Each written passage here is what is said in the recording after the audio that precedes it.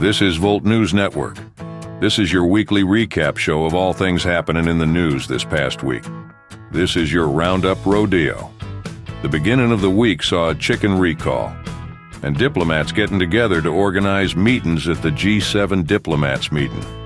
We saw former President Donald Trump and his family members testify in his alleged civil fraud trial in New York. Israeli Defense Forces declared that Gaza City had been split in half, and constant operations went underway against Hamas in urban combat. China sent an aircraft carrier into the South China Sea at the same time that many oceanic nations were conducting military drills. Biden announced billions of dollars in new Amtrak funding, and Australia had its meeting with China. Elon Musk and XAI unveiled their latest product, Grok. Ohio had some monumental voting on abortions and marijuana, and the United States conducted another airstrike in Syria.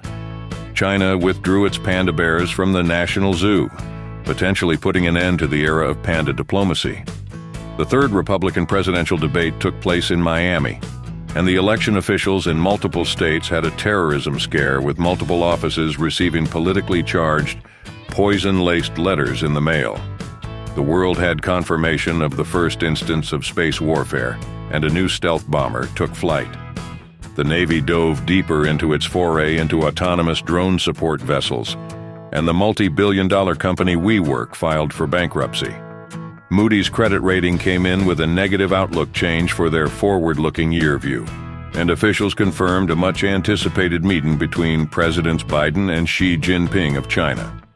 And wrapping up this week, we saw Russia suspend parts of its nuclear treaties with the United States and Japan. That concludes your roundup for this week. Stick around this week and watch this week's trendy topics if you missed it. It's jam-packed full of good information about this busy week ahead. Have a great night now. This is Volt News Network.